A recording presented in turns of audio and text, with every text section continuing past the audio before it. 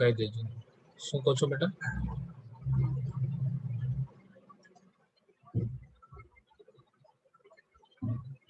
હાલ આપણે તમને અત્યારે મ્યુટ કરું છું, પછી કોઈ પણ ને કઈ પ્રશ્ન હોય તો they can ask by raise their hand, એટલે કે તમે પ્રશ્ન પૂછી શકો છો. પહેલા તમારે રેઝ હેન્ડ નો ઓપ્શન કરવો પડશે, પછી તમે ક્વેશ્ચન પૂછી શકો છો.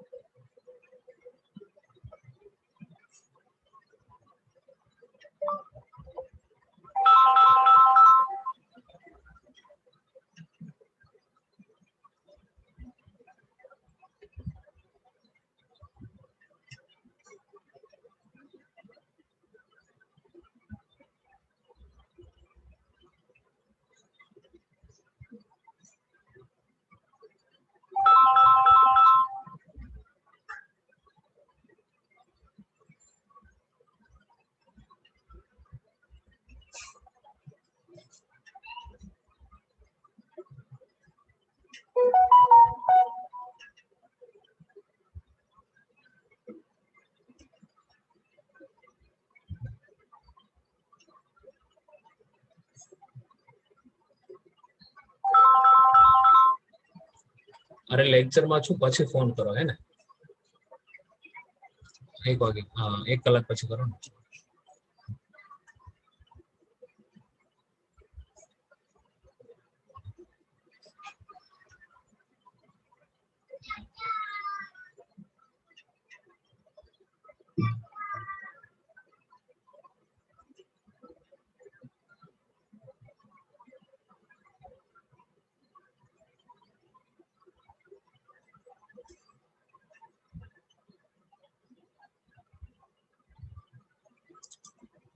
બેટા બધું એનોટેશન નથી કરવાનું ભાઈ તમારે, હે?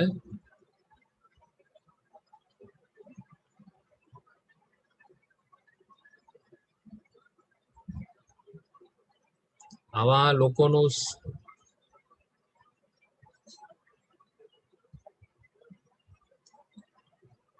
આમાં અત્યારે આ પ્રકારનું એનોટેશન કરીને શું ફાયદો થવાનો બોલો?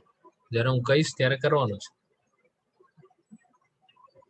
બુદ્ધિનું પ્રદર્શન અત્યારે કરીને શું ફાયદો છે? ચાલો આપણે લેક્ચર ચાલુ કરીએ છીએ. 2 મિનિટ જરા હું રિમાઇન્ડર મેસેજ બધાને મોકલી આપું, જેથી કરીને કોઈ સ્ટુડન્ટ રહી ના જાય. બાકી આવા લોકો જે છે માત્ર મસ્તી કરવા આવે છે, તો એ લોકોએ જોડાયેલું રહેવાનું છે. એમની મસ્તી હું દૂર કરીશ. I have so many ways.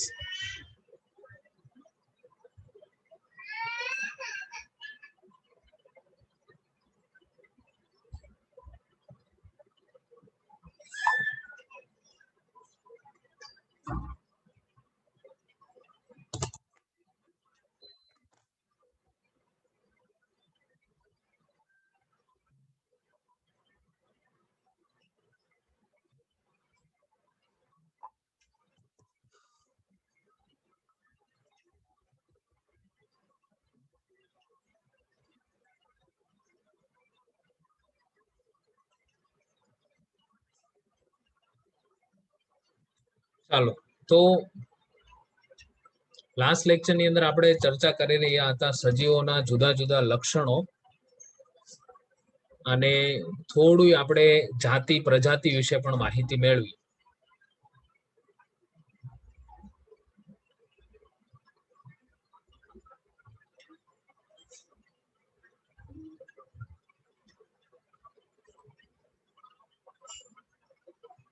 તો સજીવ પહેલા લેક્ચર નું 2 મિનિટ રિવિઝન ફટાફટ કરી લઈએ. તમે મને તમારા તરફથી જવાબ આપો. What are the defining properties of living organism, એટલે કે સજીવોની જે વ્યાખ્યાયિત કરી શકે એ ગુણધર્મો કયા છે? આ સજીવ છે, આના આધારે આપણે કહી શકીએ કે આ સજીવ છે આ નિર્જીવ છે. બોલો.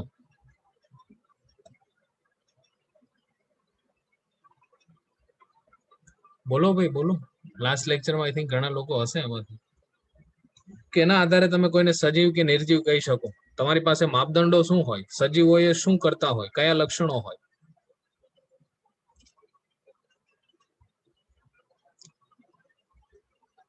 ઓકે, હા હા હા, ચાલો અનમ્યુટ નો ઓપ્શન આપું છું. હાજી હિમલ યોગેશભાઈ રાણા, બોલો બેટા. પછી સ્વસભાનતા અને સ્વ આયોજન. ઓકે, સ્વ સભાનતા, સ્વ આયોજન, આ સિવાય કયા લક્ષણો છે સજીવોના? ચયાપચય, વૃદ્ધિ, પ્રજનન. ઓકે, ચયાપચય, વૃદ્ધિ, પ્રજનન. અચ્છા, વૃદ્ધિ અને પ્રજનન આર ઓલ્સો ડિફાઇનિંગ પ્રોપર્ટીઝ, એટલે કે વૃદ્ધિ અને પ્રજનન પણ સજીવોના સાચા ગુણધર્મો છે? ના ના. અંતઃવૃત્તિ આવે. હા, સરસ. વૃદ્ધિ, ખાલી વૃદ્ધિ લખેલું હોય પ્રશ્નમાં તો એ ખોટું સાબિત થાય. અંતઃવૃદ્ધિ કીધું હોય, આપણે સમજેલું છે ને શા માટે અંતઃવૃદ્ધિને સજીવનું સાચું લક્ષણ કીધું છે, જ્યારે બાહ્ય વૃદ્ધિને સજીવનું ખોટું લક્ષણ કીધું છે. અંતઃવૃદ્ધિની અંદર શું થાય કે સજીવો કોષો પોતે ડિવાઈડ થઈ, વિભાજન થઈ અને સજીવની વૃદ્ધિ કરે છે. જ્યારે બાહ્ય વૃદ્ધિમાં શું થાય છે કે બહારથી કોઈ મટીરિયલ આવે છે, અંદરથી કઈ ડુપ્લિકેટ થતું નથી, બહારથી મટીરિયલ આવે છે. ઉદાહરણ તરીકે પહાડ છે, તો પહાડમાં ઉપરથી મીઠી ધૂળ એવું લાગે, અથવા તો વોલ્કેનોઝ આવે, તો એ પણ બહારની જ વસ્તુ છે ને. આપણે એમ કહીએ તો પહાડની અંદરથી આવે છે, નહીં ભાઈ, એ તો જમીનની અંદરથી આવે છે ને, પહાડની થોડી વસ્તુ છે. એટલે પહાડ જે છે બાહ્ય વૃદ્ધિ કરે છે, તો નિર્જીવ વસ્તુ બધી બાહ્ય વૃદ્ધિ કરી શકે છે, જ્યારે સજીવ વસ્તુ, સજીવ જેટલા પણ છે સજીવો, તે માત્ર ને માત્ર અંતઃવૃદ્ધિ જ કરી શકે. તો વૃદ્ધિને સજીવનું સાચું લક્ષણ કહેવાય નહીં. એટલે આવા જ એમસીક્યુ નીટમાં પણ પૂછાય. સાથે સાથે પ્રજનન જે છે તેને પણ સજીવનું સાચું લક્ષણ ના કહેવાય. શા માટે ના કહેવાય ભાઈ? કારણ કે અમુક કપલ એવા હોય કે જે પ્રજનન ન કરી શકે, તો એવું સજીવ નથી એમ. વંદ્ય માનવ યુગલ, વંદ્ય મધમાખી, ઓકે, ખચ્ચર. હા, ખચ્ચર છે, આ જે મધમાખી છે, વંધ્ય મધમાખીમાં શું છે કે રાણી જે મધમાખી હોય તે જ પ્રજનન કરી શકે. પ્રજનનની કુંઠિત ડેફિનેશન નથી કરવાની ને. પ્રજનન એટલે શું, એની સાદી ડેફિનેશન બાયોલોજીકલી શું થાય, અત્યાર સુધી તમે માનતા આવ્યા હોય પ્રજનન એટલે બે સજીવો નજીક આવતા હોય ને ઇન્ટરકોર્સ થતું હોય, નહીં. There is nothing like that. એટલે માત્ર એ જ ડેફિનેશન નથી, that's the only not one definition, હે ને. એ એક માત્ર વ્યાખ્યા નથી. વ્યાખ્યા શું છે કે કોઈ પણ સજીવ પોતાના જેવા બીજા સજીવનું નિર્માણ કરે, તે પ્રક્રિયાને શું કહેવાય? પ્રજનન. હવે આના માટે ઇન્ટરકોર્સ ઘણા સજીવો કરે છે, ઘણા નથી કરતા. ફોર એક્ઝામ્પલ, પ્રાણીઓ છે તો ઇન્ટરકોર્સ કરે છે, એટલે કે એકબીજાની નજીક આવે છે, સહવાસ કરે છે. જ્યારે વનસ્પતિ જે છે એ વનસ્પતિ ટૂંકમાં ઇન્ટરકોર્સ નથી થતું ત્યાં. ઉદાહરણ તરીકે એક પુષ્પમાંથી બીજી પુષ્પમાં પરાગરજ જાય છે, તો આમાં ક્યાં ઇન્ટરકોર્સ આવે છે? છતાં પ્રજનન તો થાય છે ને. ફળ બનશે, ફળની અંદર બીજ હોય, એને પુષ્પમાંથી જ ફળ બને. એ ફળમાં બીજ હોય, બીજ તમે આવશો અથવા નેચરલી નીચે પડશે તો એમાંથી બનાવી વનસ્પતિનો ગ્રોથ હશે. એટલે પ્રજનન દરેક સજીવ કરે છે, નો ડાઉટ, પણ જે સજીવ નથી કરી શકતા પ્રજનન, ઇટ ડઝ નોટ મીન કે they are not living organism. જે સજીવો રિપ્રોડક્શન નથી કરી શકતા એનો અર્થ એવો નથી કે આ નિર્જીવ છે. તો એનું ઉદાહરણ આપણે જોયું, વંધ્ય માનવ યુગલ છે, મધમાખી છે, ખચ્ચર છે. હવે આ પ્રજનન નથી કરી શકતા, એટલે કે નવી સંતતિનું નિર્માણ કરી શકતા નથી. એનો અર્થ એ નથી કે નિર્જીવ છે, હે ને. તો પ્રજનનને પણ આપણે સજીવનું સાચું લક્ષણ ગણતા નથી. એનસીઆરટી એ ક્લેરિફાય કરી દીધું છે. તો આવા એમસીક્યુ નીટમાં પૂછાય છે. પછી કયા સાચા લક્ષણ છે? ચયાપચય. હવે ઉદાહરણ તરીકે વંધ્ય માનવ યુગલ છે, ભાઈ પ્રજનન કરી શકતા નથી, ચાલો માની લીધું, પણ ચયાપચય તો કરે જ છે. એટલે કે એ પણ શ્વાસ લે છે, ઓક્સિજન જઈને બધા કાર્બોદિત પદાર્થોને તોડે છે, ઉર્જા મળે છે, CO2 સામે ડેવલપ થાય છે, બહાર નીકળે છે. તો ચયાપચયની ક્રિયા એટલે કે ચય એટલે બનવું, અપચય એટલે તૂટવું. આ પણ મેં તમને નીચે તમે જોઈ શકો છો, આ સમજાવેલું હતું. ચયની ક્રિયાની અંદર શું થાય છે, અપચયની ક્રિયાની અંદર શું થાય છે ને. તમે અહીંથી આ બાજુ જાઓ છો તો કઈ ક્રિયા થાય છે? ચય ક્રિયા થાય. જ્યારે આ તમે આ દિશાથી આ બાજુ જાઓ છો, એટલે point A to point B જાઓ છો તો ચય થાય છે. Point B to point A જાઓ છો તો અપચય થાય છે. ડિટેલમાં આપણે સમજેલું હતું. અત્યારે પાછો સમય નથી દેતા, નહીતર પાછો એક ને એક ટોપિકમાં ઘૂમ્યા કરશું આપણે. તો આ બધા સ્વસંબાન છે, ચયાપચય છે, આ બધા લક્ષણો સજીવોની અંદર હોય છે, જે ભલે પ્રજનન ના કરી શકતા હોય, પણ એ ચયાપચય જોવા મળે છે, તેમાં સ્વસભાનતા જોવા મળે છે, સ્વયં જનનની શક્તિ ટૂંકમાં એના કોષોની અંદર તો હોય જ છે, સ્વ આયોજન તેની અંદર હોય છે. તો આવા બધા લક્ષણો સજીવોના છે. ડિટેલમાં આપણે સમજેલું. પછી આપણે લાસ્ટ લેક્ચરની અંદર થોડી બીજી આપણે વાત કરેલી હતી. શનિવારના લેક્ચરની અંદર એક પ્રશ્ન પણ આપણે તેને અનુલક્ષીને જોયેલો હતો. સજીવોને ખાસ કરી અને જે દ્વિનામી નામકરણ પદ્ધતિ છે બાયનોમિયલ નોમેનક્લેચર પદ્ધતિ મેથડ, તો તેની અંદર કયા 4 લક્ષણો આપણે લીધેલા હતા બોલો? which 4 character are required for the nomenclature? વૈજ્ઞાનિક નામ લેટિન અથવા ઇટાલિક ભાષામાં લખાય. ઓકે, પછી આપણે વૈજ્ઞાનિક નામમાં પહેલો શબ્દ પ્રજાતિ હોય, જ્યારે બીજો શબ્દ જાતિ હોય. પછી Okay. આપણે વૈજ્ઞાનિક નામમાં જ્યારે આપણે હસ્તલિખિત લખીએ ત્યારે તેની નીચે આડી લીટી કરવામાં આવે, જ્યારે છાપવાનું હોય ત્યારે ઇટાલિક ભાષામાં છાપવું પડે છે. હા, ઓકે, પછી વૈજ્ઞાનિક નામમાં પહેલો અક્ષર કેપિટલ, પ્રજાતિનો પહેલો અક્ષર કેપિટલ, બાકી બધા સ્મોલ અક્ષર ચાલે. અને હા. પછી છેલ્લે સંશોધકનું નામ લખવું પડે. ઓકે, સરસ. સાયન્ટિસ્ટ નું નામ આખું લખવાનું હોય લિનિયસ ભાઈ એવું? સંક્ષિપ્તમાં લખવું પડે સર. ઓકે, સરસ. હવે આને અનુલક્ષીને એક પ્રશ્ન પૂછાયેલો હે ને. હવે ચાલો મેં આમ લખેલું છે મેંગીફેરા ઇન્ડિકા લિન. આ સાચું છે કે ખોટું છે?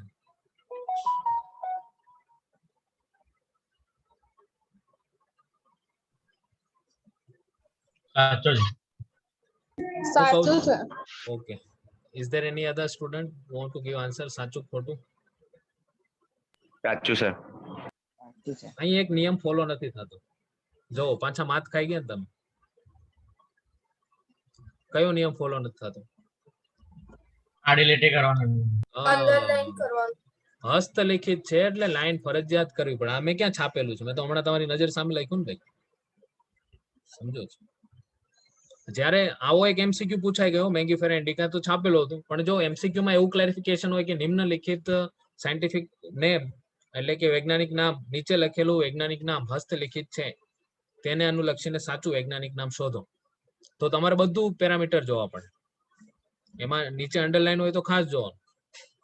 એટલે પ્રશ્નને વધારે અઘરો કરવો હોય તો આવું પણ કરી શકે. પણ છાપેલું નામ છે તો મેંગીફેરા ઇન્ડિકા અને મેંગીફેરા ઇન્ડિકા લિન, લિનિયસે આપેલું હતું એને લિનિયસ સાયન્ટિસ્ટ નું નામ છે એટલે લિન શોર્ટ ની અંદર. તો આવો જ એક એમસીક્યુ પૂછાયેલો હતો, એ આપણે ચર્ચા પણ કરી અને એમાં તમે સરસ મજાનો સાચો આન્સર પણ આપેલો. અને એને અનુલક્ષીને એક બીજો પ્રશ્ન પણ હતો, આ 2019 માં પૂછાયેલો છે જો. એટલે તમે સાચો જવાબ પણ આપેલો અને ખોટું શા માટે છે એ પણ તમે કીધેલું હે ને. કયો સાચો જવાબ છે ભાઈ આમાં? એ મેંગીફેરા ઇન્ડિકા. ઓકે, એટલે એ રાઈટ ઓપ્શન છે. શા માટે બી નથી આવતો? તો આમાં પાછળ લીન મેન્શન નથી એટલા માટે આ નીકળી જશે. પછી આમાં આઈ કેપિટલ છે એટલા માટે આ નીકળી જશે. અને આની અંદર કાલ પણ આવેલું છે, આખું નામ નથી લખવાનું, શોર્ટમાં લીન હોત તો ચાલે. એટલે આ બધા ખોટા પડશે. તો શા માટે બાકીના ઓપ્શન ખોટા છે એ પણ તમને ખબર હોવી જોઈએ. ચાલો હવે આવો જ એક પ્રશ્ન ખાસ કરીને નામને અનુલક્ષીને પૂછાયેલો 2016 ની અંદર. નામાધિકરણ એટલે કે નોમેનક્લેચર જે છે એ ચોક્કસ સર્વમાન્ય નિયમોને આધારિત હોય છે. સાચી વાત છે. તો નીચે અમુક વિધાનો આપેલા છે, એમાંથી કયા વિધાનો જે છે એ જે નોમેનક્લેચરના નિયમો છે તેની અગેન્સ્ટ છે, એના વિરુદ્ધ છે. નાઉ યુ વિલ ટેલ મી, અને તમે સમજેલા છો તો સાચી રીતે જ તમે કહેશો. ઓપ્શન એ વાંચો, બી, સી વાંચો, ડી વાંચો. ઓપ્શન એ શું છે? જૈવ વૈજ્ઞાનિક નામના પ્રથમ શબ્દ પ્રજાતિનું નામ સૂચવે છે, જ્યારે બીજું નામ ચોક્કસ જાતિ વિશેષણ છે. સાચું કે ખોટું? પ્રશ્ન હંમેશા બેટા છે ને, પ્રશ્નને પૂછવાનું કે what are you trying to ask. પ્રશ્નને પૂછો કે તું શું પૂછવા માંગી છે. જો ડાયરેક્ટ તમે આન્સર માટે જશો ને તો એ ખોટી વસ્તુ પડશે. તો અહીં પ્રશ્ન શું પૂછવા માંગે છે કે જે નોમેનક્લેચરના નિયમો છે તેની અગેન્સ્ટ, તેની વિરુદ્ધ શું છે એ તમારે કહેવાનું છે. D sir, D four dog. D, હા એ તો ચાલો સાચો ઓપ્શન છે, સાચો જવાબ તમે આપ્યો. પણ એ શા માટે નથી આવતો? તો કે એ તો સાચી વસ્તુ છે ને. આપણે તો ખોટી વસ્તુ શોધવાની છે ને, જે નિયમની અગેન્સ્ટ છે એ શોધવાનું છે. તો એ પ્રમાણે તો સાચું છે. બી શું આપેલું છે બોલો જી? ઇટાલિક્સમાં લેટિન ભાષામાં લખવા દો. લેટિનમાં લખાઈ શકે. સાચું છે, નિયમની વિરુદ્ધ નથી. આપણે તો વિરુદ્ધ શોધવાનું છે. સી ઓપ્શન જો વૈજ્ઞાનિક નામ હસ્તલિખિત હોય ત્યારે અંડરલાઈન આડી લીટી કરવાની જરૂર છે. સાચું છે. તમને વિરુદ્ધ કીધું છે ડી જો જૈવ વૈજ્ઞાનિક નામ કોઈ પણ ભાષામાં નહીં ભાઈ, કોઈ પણ શું ગુજરાતીમાં લખી શકીએ, મરાઠીમાં લખી શકીએ? તો આપણે કેરીને શું લખીએ? ગુજરાતીમાં લખીએ તો પાકેલી કેરી એમ, કે ગીરની કેરી, ગીર કેરી. તો એવું લખીએ ને આપણે. હવે વિચાર કરો કે દરેક જો આવું હોય, સપોઝ તમે રિજિયનલ લેંગ્વેજ ની અંદર કોઈને ટેગ કરી શકતા હોય, એક હોય ઇંગ્લિશ નેમ, એક હોય સાયન્ટિફિક નેમ. તો ઇંગ્લિશ નામને સર્વ સ્વીકૃતિ નથી, સાયન્ટિફિક નામને સર્વ સ્વીકૃતિ છે. ઇંગ્લિશ પણ એક લેવલે તો રિજિયનલ થઈ ગઈ ને.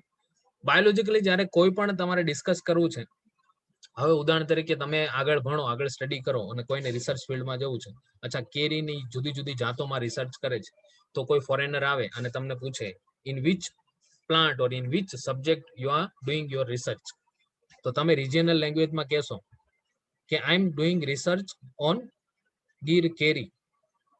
તો શું એ પેલાને સમજાશે? ના સર, લોકલ નેમ્સ. હા, અચ્છા, એક લોકલ નેમ થઈ ગયું, એક ઇંગ્લિશ ને એક સાયન્ટિફિક. તો સર્વ સ્વીકૃતિ કોને છે? સાયન્ટિફિક નેમને છે.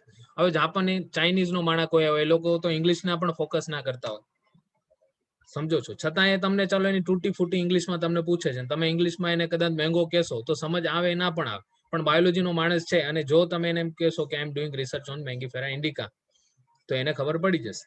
એકદમ શોર્ટ એન્ડ સિમ્પલ વસ્તુ છે. એટલે બાયોલોજીકલી કોઈ પણ વસ્તુને આપણે નોમેનક્લેચર નામ આપવા માટે એક ટૂંકમાં સાયન્ટિફિક નામ છે કે આ મેંગીફેરા ઇન્ડિકા, એ તમે કોઈ પણ કેરી લઈ લો એટલે એનું નામ આ જ આવે, પ્રજાતિ બધી મેંગીફેરામાં જ આવે. કદાચ પછી એમાં જાતિ અલગ અલગ હોઈ શકે, જાતિની અંદર પણ હજી સબ સ્પીસીઝ આવે, એમાં અત્યારે આપણે નથી જવું, પછી જશું આપણે. તો યુનિવર્સલી એક જ નામથી બધા ઓળખાય, લીઓ પેન્થેરા લીઓ, તો સિંહનું નામ એ જ હોય. પછી આફ્રિકન લાયન હોય કે ગીરનો એશિયાટિક લાયન હોય, તો સિંહનું નામ એ જ પેન્થેરા લીઓ. આનાથી આપણું રિસર્ચ વર્ક જે છે એ સરળ બને, સિમ્પલ બને, એ હેતુથી આપણે સાયન્ટિફિક નામ આપીએ છીએ. તો અહીં શું આપેલું છે? જે વૈજ્ઞાનિક નામ કોઈ પણ ભાષામાં લખવા જોઈએ. નહીં ભાઈ, કોઈ પણ ભાષામાં નહીં. કઈ ભાષામાં હોવા જોઈએ? ઇટાલિક લેટિન ભાષાની અંદર જ આ હોવા જોઈએ, બાકી એ માન્ય ગણાય નહીં. એટલે જો નીટ નો પ્રશ્ન છે ભાઈ, એક આપણે 2019 નો પ્રશ્ન જોયો, 2016 નો પ્રશ્ન જોયો. હવે તમે મને પૂછો કે આ પ્રશ્ન ક્યાંથી પૂછાયો? આ તમારી બુક છે એનસીઆરટી 11મા ધોરણની સાયન્સની બુક, બાયોલોજીની, સાયન્સની અંદર જે બાયોલોજી સબ્જેક્ટ છે 11 સાયન્સમાં, આ એની બુક છે. આમાંથી બેઠા પ્રશ્નો છે, યસ ઓર નો? આ બે પ્રશ્ન આપણે જોયા, હા સર. હે ને? Yes sir. હજી આપણે સમજીએ જ છીએ. આ હું તમને એટલા માટે કહું છું કે જે રીતના તમે જોવો છો કે 12 કારણ વગરના એવા વાતાવરણ બનાવે છે કે you need to read 1000 pages book, હે ને, the book which is containing 1000 page, એવી બુક કે જે 1000 પેજ ધરાવે છે, તમારે એવું વાંચવું જોઈએ. તો એ વસ્તુ તદ્દન ખોટી છે. તમે હજી આપણે પાછળના લગભગ 10-20 વર્ષના પેપર સોલ્વ કરશું નીટ માટેના, તો એમાં તમે જોશો કે they R directly asking from the NCERT. અને આપણી નીટનું માળખું શું છે ખબર છે ને બધાને? ફિઝિક્સની અંદર કેટલા એમસીક્યુ હોય? 45. કેટલા માર્ક્સ? 180. દરેકના 4 માર્ક્સ. કેમેસ્ટ્રીની અંદર કેટલા એમસીક્યુ હોય ખબર છે? 45. 45. કેટલા માર્ક્સ? 180. બાયોલોજીની અંદર કેટલા એમસીક્યુ હોય? 90. 90. કેટલા માર્ક્સ? 90. 360. ટોટલ 720. તો બાયોલોજીની અંદર 50% ભારણ છે ભાઈ. એટલે તમારો સ્કોરિંગ સબ્જેક્ટ છે આ 180 માંથી જો તમે 140 લાવો તો પણ વાંધો નથી. આ 360 માંથી ઇઝીલી તમે 300 ની ઉપર આરામથી માર્ક્સ મેળવી શકો, એકદમ સરળતાથી. જરૂર છે તો સારા ગાઈડન્સની, વત્તા હા હોમાં વધારે પડવાનું નથી કે આ પણ વાંચી લઉં, પેલું પણ વાંચી લઉં, ચોથું પણ વાંચી લઉં, ત્રીજું પણ વાંચી લઉં. પેલા ઘડીક મોડર્ન લો, ઘડીક કુમાર લો ને થોડી વાર બીજી રેફરન્સ બુક લો, થોડી વાર આકાશ એલેન જેવા મટીરિયલ ખોલવા માંડો, તો એનો કોઈ અર્થ નથી ભાઈ. એકદમ સીધી વાત છે. જે છે એનસીઆરટી છે, રેફરન્સ બુક છે, અને અમે તમને જે એનસીઆરટી કંડારી આપી છે એ મટીરિયલ જે છે. બાકી બીજી વસ્તુ કઈ એક્સ્ટ્રા માટે ફાંફા હોળા કરવાની કઈ પણ સહેજ પણ જરૂર નથી. You don't need to go anywhere for the material. તમારું મટીરિયલ તમારી ટેક્સ્ટ બુક જ છે. 95% questions are asking from this NCERT. સવાલ માત્ર 5% નો છે અને એ 5% ને લઈને ખૂબ ટેન્શન લેવાની જરૂર નથી. એ 5% એટલે તમારા 1 થી 2 એમસીક્યુ થયા. એ 2-3 એમસીક્યુ તમને લાગે કે બહારના છે, પણ સહેજ પણ બહારના હોતા નથી. ચાલો હવે આપણે લાસ્ટ ટુ લાસ્ટ લેક્ચર ની અંદર આઈ થિંક આપણે જાતિ વિશે પણ ચર્ચા કરેલી હતી. અને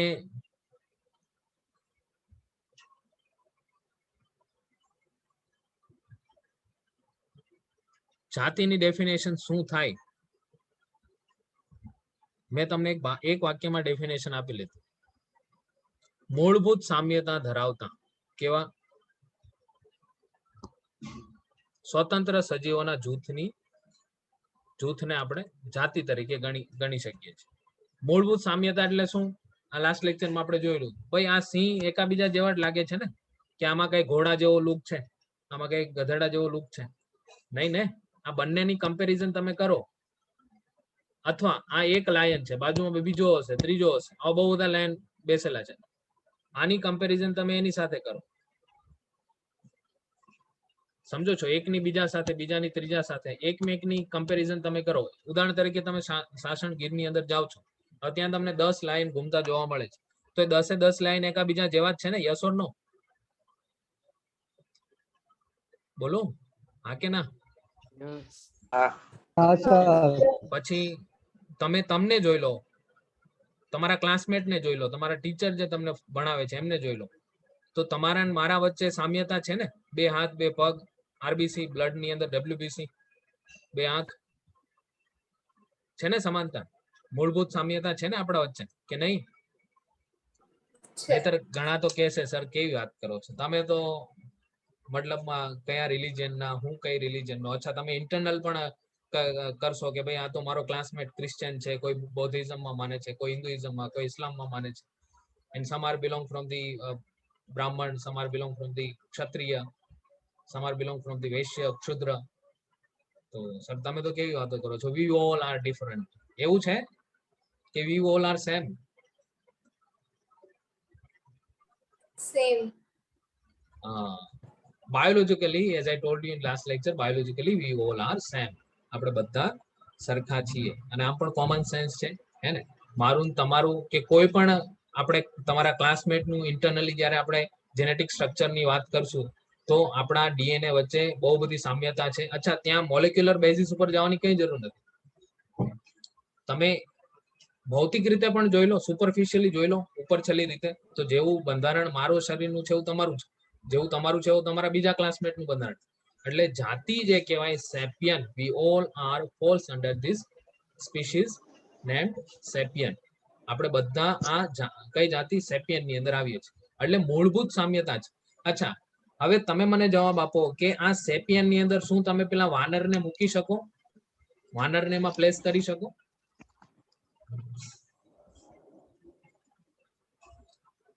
સેપિયન ની અંદર તમે કોઈ પણ વાનર જે છે, વાનરને એમાં પ્લેસ કરી શકો, એમાં રાખી શકો? ચાલ ભાઈ, વાનર તારું નામ હોય હોમો સેપિયન, યસ ઓર નો? અચ્છા, શા માટે તમે એમાં પ્લેસ નથી કરી શકતા? કેમ કે વાનર તમારાથી અલગ છે, હા કે ના? વાનર આપણાથી સંપૂર્ણ અલગ છે ને. જેમ હું અને તમે અને તમારા ક્લાસમેટ, આપણા વચ્ચે ખાસી એવી સામ્યતા છે. આપણે બધા માણસો છીએ, હે ને? જ્યારે વાનર એ સંપૂર્ણ ડિફરન્ટ વસ્તુ, એટલે જાતિ આપણી એક નથી. પણ જ્યારે તમે મેમરી ગ્લેન્ડ ની વાત કરો, સ્તન ગ્રંથિની વાત કરો, તો વાનર અને તમે અને સિંહ, ઘોડા, બકરા, ગધેડા, ઊંટ, બધા, કેમ કે આ બધાને મેમરી ગ્લેન્ડ હોય છે, સ્તન ગ્રંથિ હોય છે. તો જ્યારે તમે સસ્તનની, ભાઈ મ્યુટ રાખજો બેટા, મ્યુટ રાખજો. જ્યારે તમે સસ્તનની વાત કરો છો, તો સસ્તનની વાત કરો ત્યારે બધા આપણે સરખા થઈ જઈએ છીએ ને. ત્યારે તમારી બાજુમાં વાનર પણ ઉભેલા છે, ત્યારે તમારી બાજુમાં સિંહ પણ ઉભેલા છે. તો તમે બધા, એટલે કે આપણે બધા એક જ કેટેગરીમાં આવીએ છીએ, સસ્તન. તો એટલે માપદંડ કયું છે ને બેટા, એ બહુ જ અગત્યની વસ્તુ છે ને, ખૂબ જ અગત્યની વસ્તુ. તમે માપદંડ જો મેમરી ગ્લેન્ડ ને રાખો છો, તો સિંહ પણ તમારી કેટેગરીમાં આવે, વાઘ પણ તમારી કેટેગરીમાં આવે, વાનર પણ તમારી કેટેગરીમાં આવે. પણ જ્યારે માપદંડ તમે માત્ર મૂળભૂત સામ્યતાને રાખો છો, તો આ બધા તમારી કેટેગરીમાંથી નીકળી જાય અને માત્ર માણસો જ તમારી કેટેગરીમાં. તો સવાલ એ થાય છે કે તમે માપદંડ કયું રાખો છો? જાતિ વિશે આપણે ચર્ચા કરી. આ જો બેટા, આ લેક્ચર જે તમે અત્યારે ભરો છો ને, આ તમે ખાલી પરિચિત થાવ છો ને, કે તમારે કેવો અભ્યાસ કરવાનો છે. આ બધું પાછું આપણે વ્યવસ્થિત, તો જ્યારે રેગ્યુલર આપણા તમારા ક્લાસીસ જૂન મહિના ચાલુ થશે, 5મી તારીખથી ખાસ કરી, ત્યારે બધું આપણે રેગ્યુલર પાછું તો કરાવશું જ. આ કેરી મેં બહુ બધી રાખેલી છે, જો આમાં બહુ બધી છે. પાસા સૂર્યા ને, કેસર ને, નીલમ ને, મલ્લિકા ને, આ બધી જુદી જુદી વેરાયટી છે, પણ જાત તો એક જ. જાત એટલે કઈ? મેંગીફેરા ઇન્ડિકા. સેમ એઝ આ લાયન ની પણ મેં તમને વાત કરી છે, આફ્રિકાનો એક એશિયાટિક લાયન આપણે ગીરમાં જોવા મળે કે આફ્રિકામાં છે તો લાયન જ, એટલે જાત તો એક જ થશે. જાતિ પછી મેં પ્રજાતિની વાત કરી, તો સિંહને જ આપણે લઈને ચાલીએ. તો પ્રજાતિની ડેફિનેશન જો શું છે? નજીકના ગાઢ સંબંધ ધરાવતી જાતિઓનો સમૂહ. નજીકના, you need to focus in every word of this NCERT. નજીકના ગાઢ સંબંધ ધરાવતી જાતિઓનો જૂથ. નજીકના ગાઢ સંબંધ. જો હવે પેન્થેરા એ શું છે ભાઈ? જાતિક પ્રજાતિ બોલો. પ્રજાતિ. પેન્થેરા પ્રજાતિ છે. તો આ પ્રજાતિમાં તમે નજીકના ગાઢ સંબંધ ધરાવતી જાતિઓને જ મૂકી શકો. તો પેન્થેરાની અંદર તમે ઘોડાને મૂકી શકો ભાઈ? પેલા તો પેન્થેરામાં આપણી સમજ પ્રમાણે લીવો આવે છે અત્યારે. હમણાં આપણે ટાઇગ્રીસને મૂકી. હવે આમાં મારે ઉદાહરણ તરીકે ઘોડાને મૂકવો છે, હોર્સને, તો હું મૂકી શકું? ના. તમારે કેવું જોઈએ ને સર, તમે તો બાયોલોજી ના સર છો, તમે તો બાયોલોજી જેવું તમે ઈચ્છો એવું કરી શકો. જો સાયન્સ વસ્તુ બેટા એવી નથી ને, ભલે હું બાયોલોજી નો શિક્ષક હોય કે કોઈ બાયોલોજી ના સાયન્ટિસ્ટ હોય, પણ એને પણ નિયમોને અનુસરીને જ ચાલવું પડશે. એ એમ કે છે કે ભાઈ મારું મન હું કહું એમ થાય, જેમ આપણે ઘણા જે બધા શું કહેવાય સ્ટેજ ઉપર આવીને પોતાની મનની વાત મનમાં જે આવે એ કહી જાય, તો શા માટે હું કહું છું એમ થાય? નહીં. સાયન્સ વસ્તુ એવી છે કે ત્યાં તમારા મનના વિચારો નો ડાઉટ અગત્યના છે, પણ પેલા તમારે જે નિયમો, અને નિયમો પણ મન ગણત નથી હે ભાઈ. આ તમે જ વિચારો ને, સિંહ અને વાઘ એને એક પ્રજાતિમાં મૂકેલા. જો જાતિ તો અલગ જ રાખેલી છે, અને સાચું પણ છે. હવે અહીં તમે ઘોડાને નહીં મૂકી શકો. શા માટે નહીં મૂકી શકો? કેમ કે સિંહ અને ઘોડામાં તમને કઈ સામ્યતા લાગે છે? હા કે ના? સામ્યતા છે સિંહ અને ઘોડા? નહીં. તો સિંહ અને વાઘમાં સામ્યતા છે. અચ્છા, સિંહ અને દીપડામાં સામ્યતા છે, સિંહ અને ચિત્તામાં સામ્યતા છે. એટલા માટે આ બધાને તમે એક પ્રજાતિમાં મૂકી શકો. એટલે પેન્થેરા ઇટ ઇઝ જીનસ, એટલે કે પ્રજાતિ છે. આ પ્રજાતિની અંદર તમે બધાને મૂકી શકો. કોણ બધા? સિંહ છે, વાઘ છે, દીપડો છે, હે ને? વનસ્પતિનું ઉદાહરણ જો, આ તમારી એનસીઆરટી ના બધા એક્ઝામ્પલ છે. હા ભાઈ, વનસ્પતિનું ઉદાહરણ જો. સોલેનમ,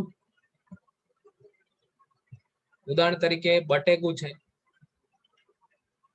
તો બટેકાનું નામ સાયન્ટિફિક શું થાય? સોલેનમ ટ્યુબરોસમ. એટલે ટ્યુબરોસમ એ શું છે? જાતિ છે. સોલેનમ શું છે? પ્રજાતિ છે. હવે તમને એમ થાય કે ભાઈ રીંગણ અને બટેકામાં શું ફરક? એટલું બધી સામ્યતા શું છે કે એમને એક જ પ્રજાતિ ની અંદર મૂકેલા છે? તમને એમ જવાબ આપવાનું મન થાય કે ભાઈ અમે તો સબ્જી રીંગણ અને બટેકાની મિક્સ બનાવીએ. ક્યારે એવું કોઈ સાંભળ્યું કે રીંગણ અને ભીંડી બનાવીએ છીએ? રીંગણ અને બટેકા બનાવીએ તો કે આપણી મમ્મીને પણ ખબર છે કે રીંગણ અને બટેકા એક જ પ્રજાતિમાં આવે, સોલેનમમાં આવે, એટલા માટેની સબ્જી જે છે આપણે સાથે બનાવી જોઈએ. એવું નથી. રીંગણ અને બટેકા જે છે ભલે એક જાતિમાં આવે છે, પણ એની સાયન્ટિફિક કારણ છે. તો ખાસ કરી તમે બટેકાના ફળનો આકાર જો, રીંગણના ફળનો, ટૂંકમાં રીંગણ જોવો, બટેકું જોવો, તો આ બંનેનો શેપ ક્યાંક ને ક્યાંક ગોળ જે છે, ગોળ જેવો છે.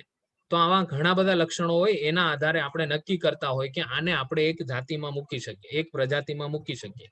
હવે બટેકાની જાતિમાં તમે રીંગણને ના મૂકી શકો, પ્રજાતિ નો ડાઉટ એક છે.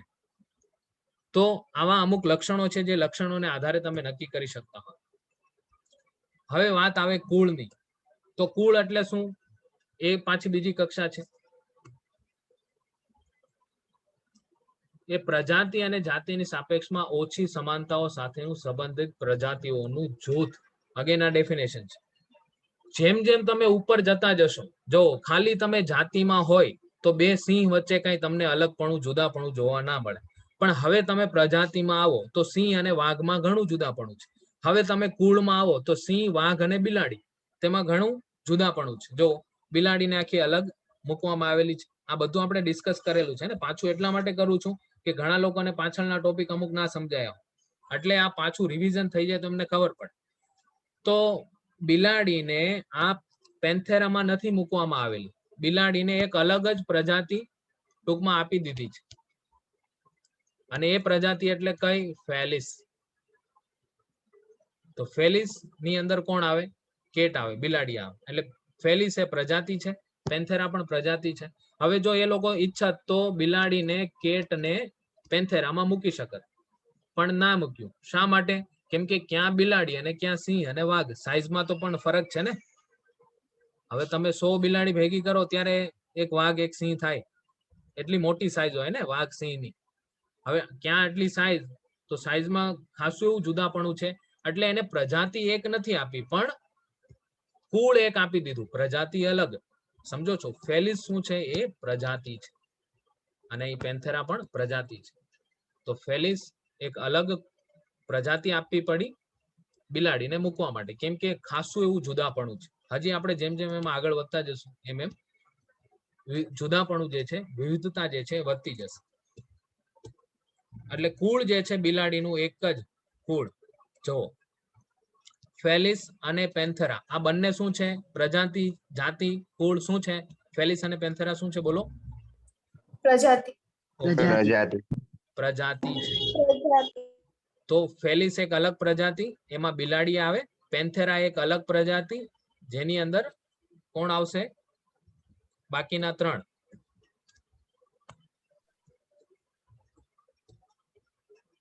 કોણ? પારડસ છે, ટાઇગ્રીસ છે, લીઓ છે, એટલે કે દીપડો, વાઘ અને સિંહ. પેન્થેરાની અંદર આ બધી વસ્તુ આવશે. હવે ફેલિસ અને પેન્થેરા બંનેમાં ક્યાંક ને ક્યાંક સામ્યતા છે, એટલે એને એક કુળ આપી શકાય, એમાં કઈ વાંધો નથી. ફેલિસ અને પેન્થેરા ક્યાંક ને ક્યાંક ઘણા એવા લક્ષણો છે, સમાન છે. એટલે તમે જો બિલાડીના નાખૂન જોશો, એનું દાંત તમે જોશો, તો એમાં ઘણી સામ્યતા છે. સામે સિંહના, વાઘના, દીપડાના દાંત જોશો, નાખૂન જોશો, એમની રહેણી કેણી જોશો, તો ક્યાંક ને ક્યાંક ઘણી સામ્યતા છે.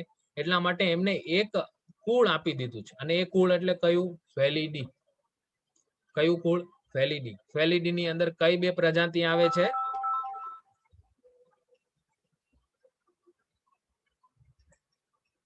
બોલો, ફેલિડી ની અંદર કઈ 2 પ્રજાતિ આવે છે ભાઈ?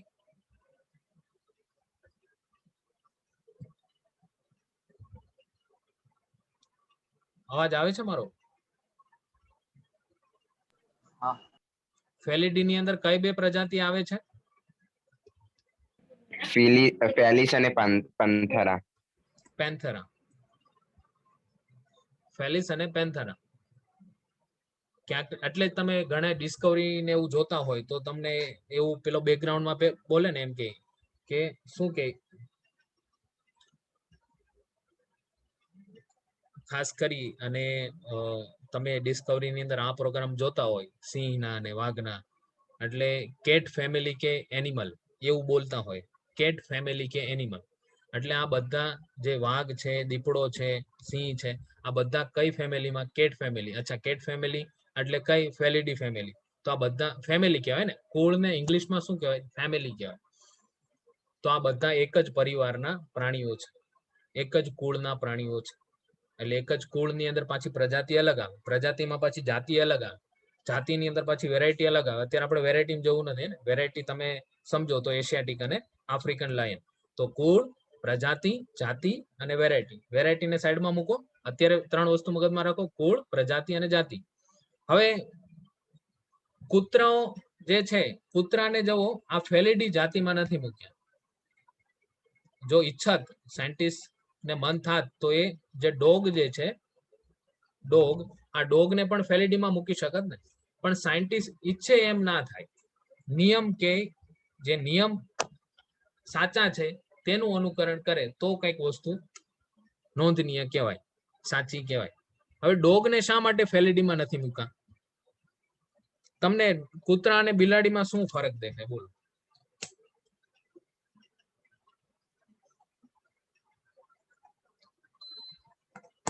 કૂતરા અને બિલાડીમાં ફરક શું છે? બંને ઝઘડતા હોય એટલે એક ફેમિલીમાં નથી મૂક્યા ભાઈ. કે જ્યારે હોય ત્યારે કૂતરા હોય બિલાડીનો શિકાર કરવા જ ઈચ્છતા હોય એટલે એક ફેમિલીમાં ના મૂક્યા, એવું છે?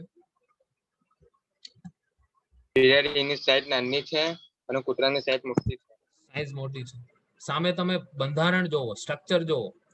અહીં તમે આ ખાસ કરી સિંહ છે, વાઘ છે, દીપડા છે, આ બિલાડી છે, આ બધાના મોઢા જોવો, કાન જોવો, શારીરિક બંધારણ જોવો, નાખૂન જોવો, દાંત જોવો, તો આમાં ઘણી એવી સામ્યતા છે. સાથે એને કૂતરાને તમે સરખાવશો તો કૂતરાની અંદર ઘણી એવી વિભિન્નતા આવી જાય છે. પણ છે તો બંને ક્યાંક ને ક્યાંક માંસાહારી, એટલે કુળ અલગ આપી દીધું છે. તો કૂતરાને અલગ કુળ કેનિડી આપી દીધું. પણ આ કેનિડી અને ફેલિડી બંનેનું ગોત્ર તો ક્યાંક ને ક્યાંક એક જ છે. અને એક ગોત્ર એટલે કયું? કાર્નિવોરા. સમજો છો? આ ધીમે ધીમે આપણે આગળ વધતા જઈએ છીએ. તો કાર્નિવોરાની અંદર કેનિડી પણ આવે અને ફેલિડી પણ આવે. કાર્નિવોરા શું છે? ગોત્ર છે. આ બધા વર્ગીકરણના ચરણો છે ને. આ બધું આપણે પાછું વ્યવસ્થિત ડિટેલમાં સમજશું. તો કાર્નિવોરાનો મતલબ શું થાય? કાર્નિવોરસ ઉપરથી શબ્દ લીધો, જે માંસાહારી છે એ. એટલે કાર્નિવોરાની અંદર આ કેનિડી આવે, માંસ ખાય છે. અમુક બંધારણ, અમુક થોડી એવી સામ્યતા છે. એટલે કુળ અલગ અલગ છે ને. કેનિડી કુળ અલગ, ફેલિડી અલગ. હવે ફેલિડી ની અંદર કોણ આવે? ફેલિસ પણ આવે, પેન્થરા આવે. ફેલિસ એટલે બધી બિલાડીઓ એની અંદર આવશે. પેન્થરાની અંદર વાઘ છે, દીપડો છે, વાઘ છે અને સિંહ છે. તો જેમ જેમ તમે વર્ગીકરણમાં ઉપર જતા જશો તેમ તેમ ભિન્નતા વધતી જશે. સાવ ઉપર જતા રહો એટલે કૂતરા, બિલાડી, વાઘ, સિંહ, દીપડો, ચિત્તો, માણસ, હાથી, વેલ, આ બધા કેમાં આવે? આ બધા કઈ અમીબા, આ બધા કઈ કેટેગરીમાં આવે? બોલો. સજીવ કેટેગરી. નહીં ભાઈ, સજીવ તો છે. સજીવ તો વનસ્પતિ છે. સજીવમાં તો આવે છે, નો ડાઉટ, એમાં કોઈ શંકાને સ્થાન નથી. પણ હજી એ પેલાનું સૃષ્ટિમાં નહીં. સૃષ્ટિ એટલે કિંગડમ. કિંગડમ વનસ્પતિ પણ હોય અને કિંગડમ એનિમલિયા પણ હોય, એટલે કે પ્રાણી પણ હોય. તો આ બધા કઈ કેટેગરીમાં આવે? બોલો હવે. પ્રાણીમાં. કેમાં આવે છે? પ્રાણીમાં. એટલે જેમ જેમ તમે ઉપર જતા જશો તેમ ભિન્નતા આવે. અચ્છા, જ્યારે હું પ્રાણી કહું તો માણસો, વાનર, કૂતરા, બિલાડા, સાપ, વીછી, અમીબા, આ બધા એક કહેવાય કે નહીં? હા કે ના? હા. અચ્છા, હા સર. જ્યારે હું સસ્તન કહું છું તો આ વીછી છે, સાપ છે, ગરોળી છે, બધા નીકળી જાય. સસ્તન કહું છું એટલે હું અને તમે, વાઘ, દીપડો, ચિત્તો, કૂતરા, પછી હાથી છે, વેલ છે, આ બધા કેમાં આવે? સસ્તનમાં આવે. શા માટે સસ્તનમાં આવે?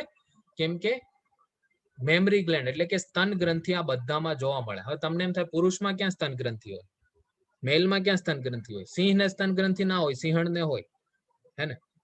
જે ફિમેલ ડોગ જે છે તેને હોય, મેલ ડોગને ના હોય. એવું ના હોય ને. સ્તન ગ્રંથિ બધાને. મનુષ્યની અંદર, પુરુષની અંદર પણ સ્તન ગ્રંથિ હોય, પણ એ અલ્પ વિકસિત હોય.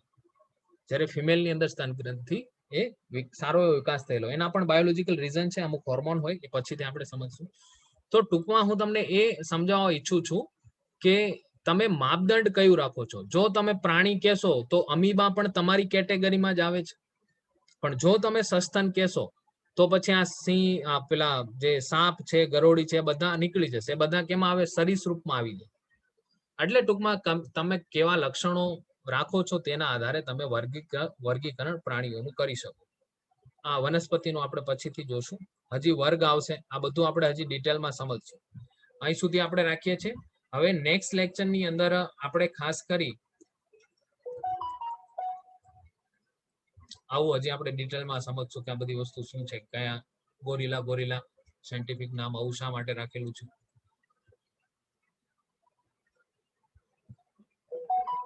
તમારા ચેપ્ટરનો જે છેલ્લો ભાગ જે છે એ આપણે નેક્સ્ટ લેક્ચરની અંદર લેશું, જેની અંદર નામ તમે ખાસ સમજી લો કે આ સંગ્રહાલય શું છે. આ વર્ગીકરણના બધા પ્રસાધનો કહેવાય ને. વનસ્પતિ ઉદ્યાન કોને કહેવાય, સંગ્રહાલય કોને કહેવાય, પ્રાણી ઉદ્યાન કોને કહેવાય, ઓળખ ચાવી શું છે, આ બધી વસ્તુ આપણે ડિટેલમાં જોશું નેક્સ્ટ લેક્ચરમાં. કેમ કે એક એમસીક્યુ આમાંથી પૂછાઈ ગયો છે. હવે અત્યારે હું તમને આ એમસીક્યુ બતાવીશ તો તમને કંઈ સમજ નહીં પડે, પણ નેક્સ્ટ લેક્ચર જ્યારે આપણે સમજી લેશું ત્યારે તમે જ મને આ બધા એમસીક્યુ નો જવાબ આપશો કે આ માર્ગદર્શિકા શું છે, ફ્લોરા શું છે. આ છઠ્ઠો એમસીક્યુ જે છે એ આ હર્બેરિયમ વાળો એમસીક્યુ, આ બધા એમસીક્યુ, આ એમસીક્યુ 2018 માં પૂછાયેલો છે. જો આ બધા એમસીક્યુ એ થિયરીની એ પોર્શન માંથી નીકળેલા, ટૂંકમાં પૂછેલા છે. તો આ બધા એમસીક્યુ ના જવાબ મને તમે જાતે આપશો. I don't need to give any answer of any MCQ. મારે કોઈ પણ એમસીક્યુ ની એનો આન્સર દેવાની સહેજ પણ જરૂર નહીં પડે. તમે જ મને આપશો. જ્યારે આવતો લેક્ચર આપણે સમજશું ત્યારે. આજના લેક્ચર માંથી કઈ પ્રશ્ન હોય તો જણાવો.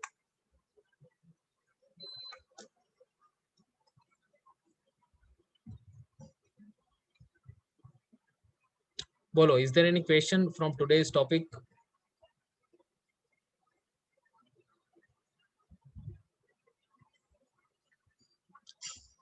સર સ્કોલરશિપ ટેસ્ટ લેવાની એમાં કેટલી સ્કોલરશિપ મળે? ઓકે ભાઈ, સ્કોલરશિપ ટેસ્ટ ની અંદર પહેલા તો 8મા ની અંદર તમારે 90 માર્ક્સ 90% હોવા જોઈએ. 90 તો 90% છે. હા, તો તમે એલિજિબલ છો. અને એના માટે બેટા જો 90 ઉપર તમારે માર્ક્સ આવે છે આપણે જે એક્ઝામ લઈએ છીએ તેમાં, તો તમારી પહેલા અને બીજા વર્ષની સંપૂર્ણ ફી માફ થઈ જશે. એમાં પછી આપણે જોશું કે કેટલા બાળકોનું રિઝલ્ટ આવે છે સારું. તો બંને વિષયમાં 90+ આવવા જોઈએ. એટલે એક જ 100 માર્ક્સની એક જ ટેસ્ટ છે, જેમાં ગણિતના 50 એમસીક્યુ, ગણિતના 50 એમસીક્યુ અને વિજ્ઞાનના 50 એમસીક્યુ, બંને થઈને 100 એમસીક્યુ છે. 100 માંથી 90 અબાવ તમારે માર્ક્સ આવવા જોઈએ, 90 ઉપર માર્ક્સ આવવા જોઈએ. એમસીક્યુ છે એટલે ટીક કરવાનું છે. ગણિતિક છે તો એ તમારે સોલ્વ કરવું પડશે, પણ એ તો તમારે જે રાઈટ આન્સર છે તો ડાયરેક્ટ ટીક જ કરશો તમે.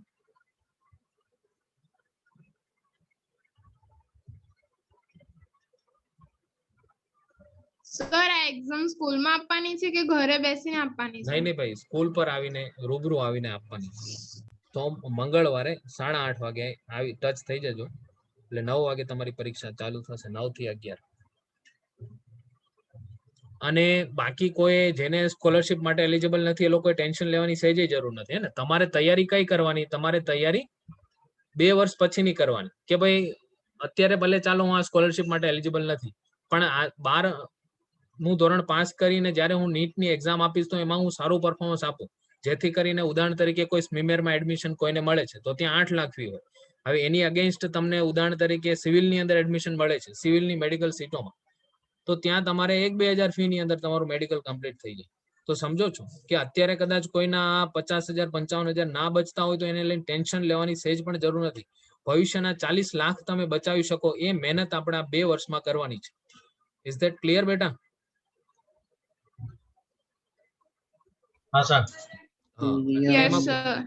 આ 2 વર્ષ આપણી પાસે છે અને ખૂબ જ સારી રીતના તમે મહેનત કરશો, સ્માર્ટ વર્ક કરશો, આવા બધા એમસીક્યુ સોલ્વ કરશો અને એને અનુલક્ષીને તમે રીડિંગ કરશો, એવું તો રિઝલ્ટ 100% સારું આવશે. અને નીટમાં સારું પરફોર્મ હશે તો પછી તમે 100% મેડિકલમાં, સરકારીમાં તમને મળી જશે. ચાલો, આજે મારા શરીરની લાઇસોઝોમ થોડી વધારે એક્ટિવ થઈ ગઈ છે. ભૂખ લાગે ત્યારે લાઇસોઝોમ એક્ટિવ થઈ જાય, તમે પણ સમજશો.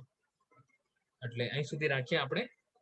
તો આવતીકાલે આપણે સેમ ટાઈમ ઉપર મળીએ.